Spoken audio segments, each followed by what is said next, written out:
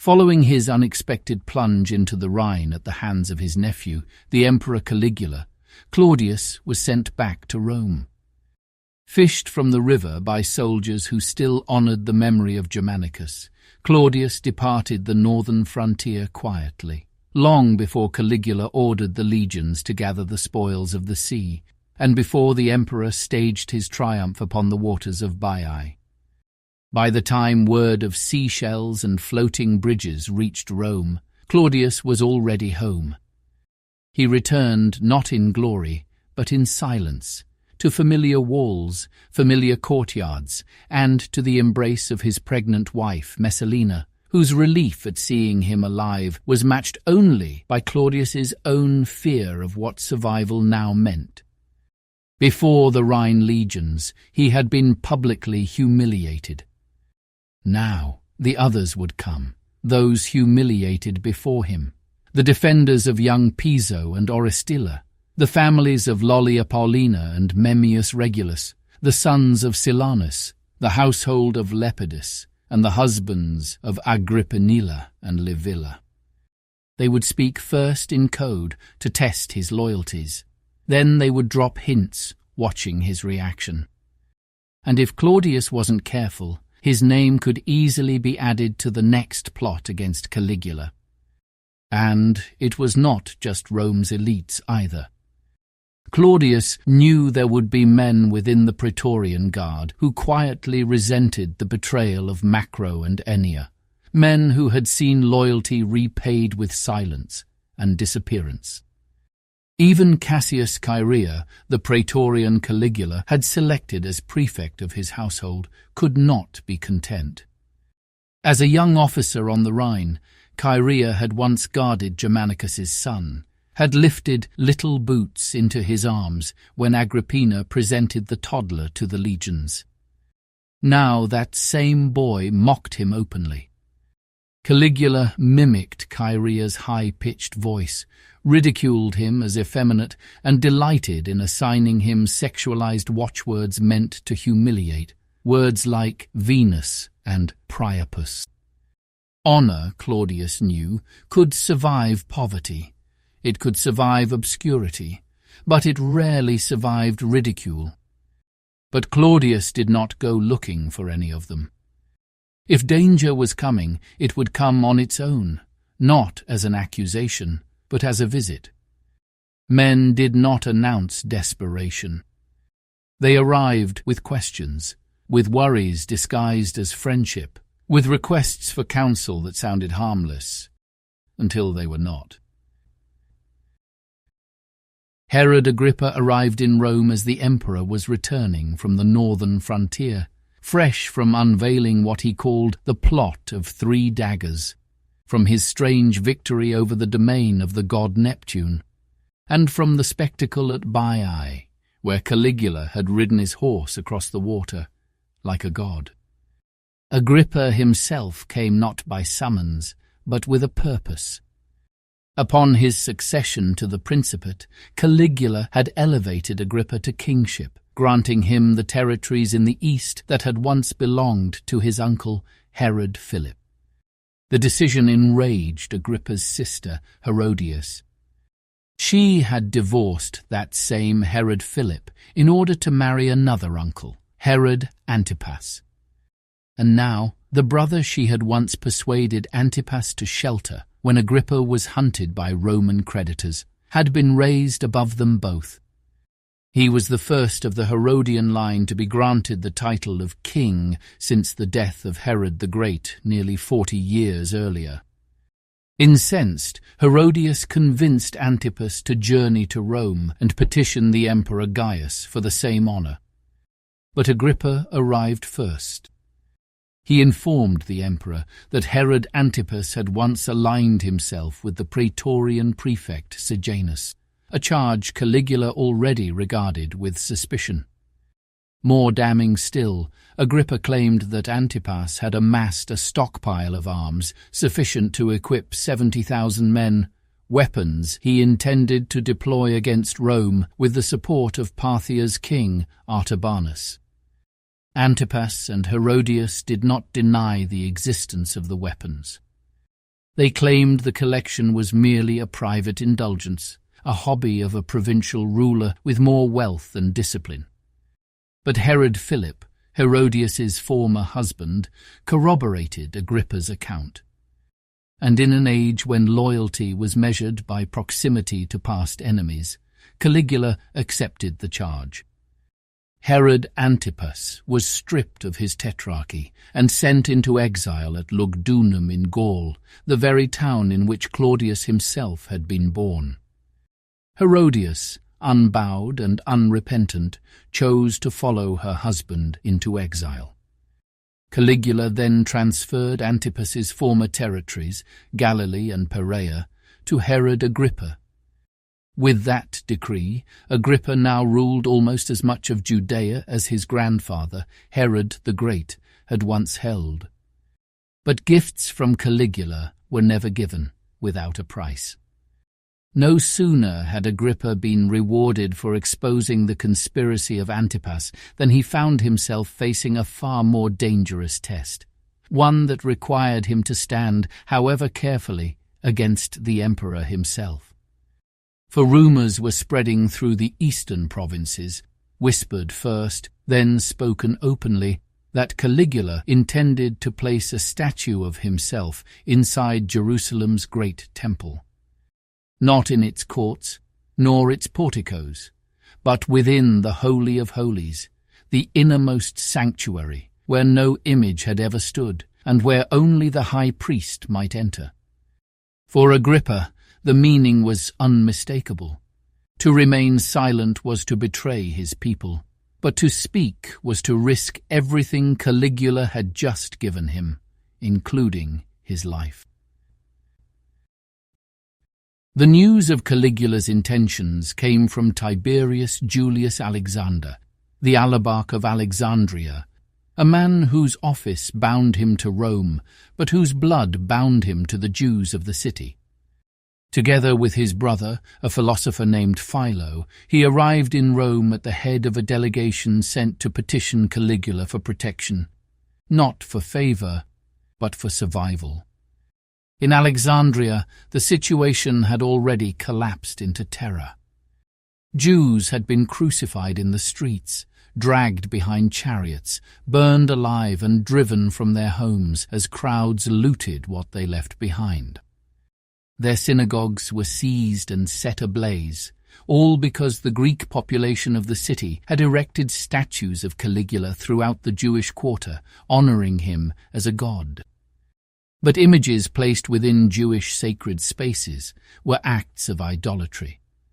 And so Alexandria's Jews were forced into an impossible dilemma.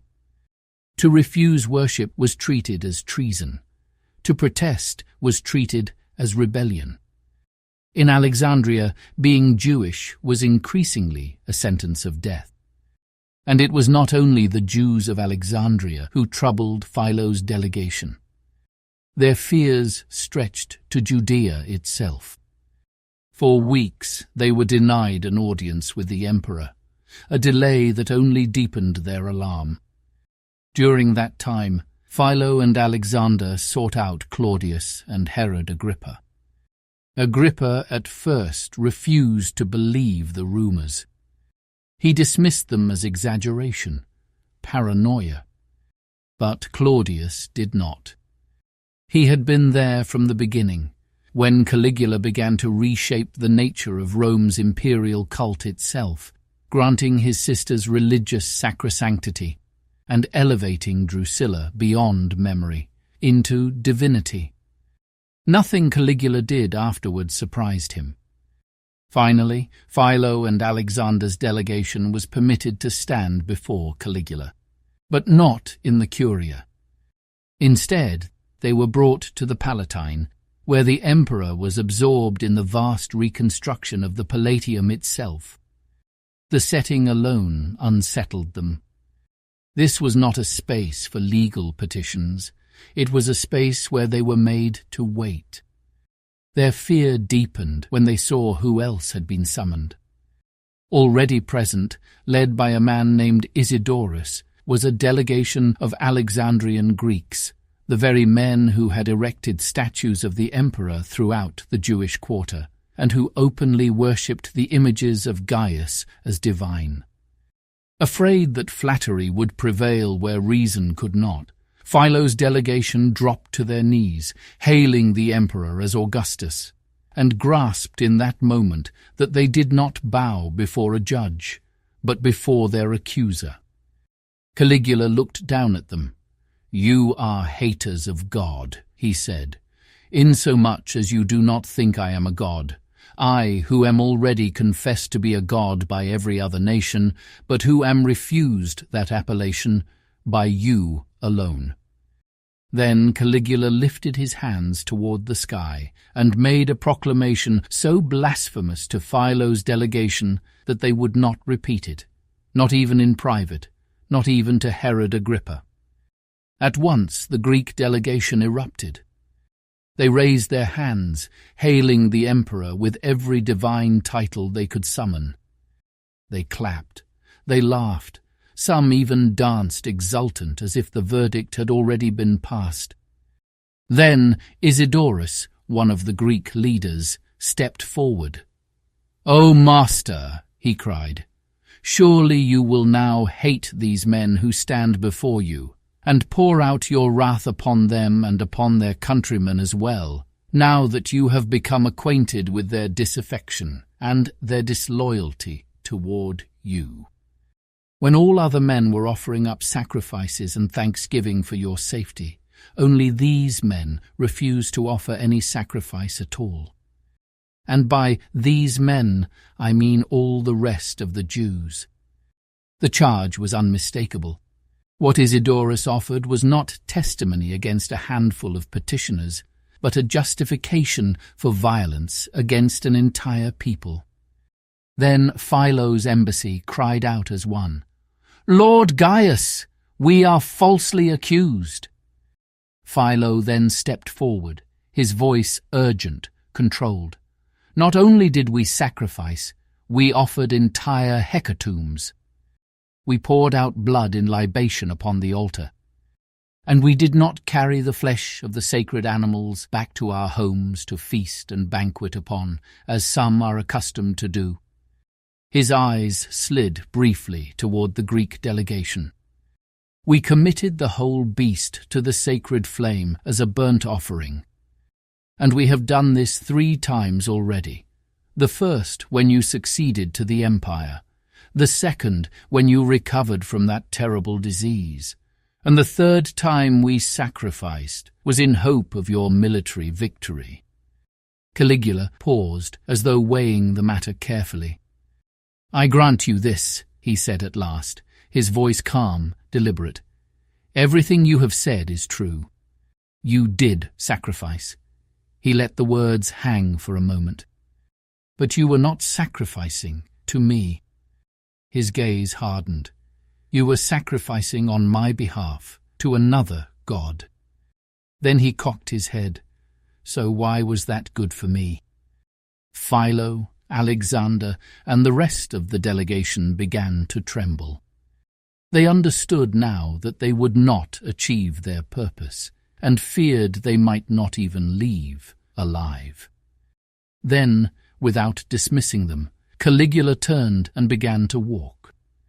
He passed through the open doorways of the Palatium, doors he himself had ordered thrown wide for inspection, speaking as he went to craftsmen, artisans, and gardeners about walls yet unraised and halls not yet finished. Both delegations were forced to follow behind him, trailing after the emperor as he climbed stairways to the upper apartments, then descended long corridors, pausing to inspect quarters and discuss marble, columns, and fountains, their lives suspended while he planned his palace. Up and down, left and right, Philo's embassy followed Caligula, the judge who played the accuser, while their Greek adversaries assumed the posture of judges. Then Caligula stopped. He turned suddenly to face them. "Why is it," he asked, "that you abstain from eating pig's flesh?" The Greek delegation erupted in laughter. Philo thought quickly.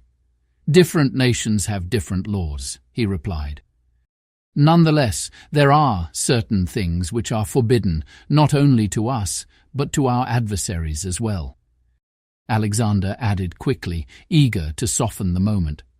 Yes, for example, there are many people who do not eat lamb's flesh, though it is the tenderest of meats. Caligula threw his head back and laughed. Quite right, he said lightly. Pig is not a bit nice. Then Caligula's smile vanished. I wish to know, he said abruptly, what principles of justice you recognize within your constitution. Philo opened his mouth to answer. Caligula did not wait. He suddenly darted forward, bursting into the principal building and issuing rapid commands that the windows be fitted with glass pebbles to keep out the wind and the heat of the sun, while still admitting the light. As quickly as he had entered, Caligula turned back. What was it you were saying again? Again, Philo began to speak. Again, Caligula cut him off, rushing into another chamber, this time instructing the artisans to procure ancient and admirable paintings for its decoration, speaking animatedly of colour, placement, and effect, while the fate of the delegation stood unresolved behind him. Weary, exhausted, and expecting nothing but death, Philo's delegation despaired, their only hope that, by his arrogance, Caligula had now set himself against the one true God, who would check the wrath of this so-called divinity. But when word of the encounter reached Herod Agrippa, who until that moment had refused to believe that Caligula truly intended to place his own statue within the holy temple in Jerusalem, even he was undone. Agrippa withdrew into his house, shut himself away, and took to his bed for an entire day, overcome not by illness, but by the realization that what he had dismissed as rumour was now inevitable. Claudius understood as well. His nephew's actions now threatened to pull Rome into an international conflict with Judea, a war not of borders or tribute, but of belief. And with that danger came something even more familiar. Each reckless decree, each humiliation dressed as divinity, gave the Senate new justification, not merely to oppose an emperor, but to conspire against his life.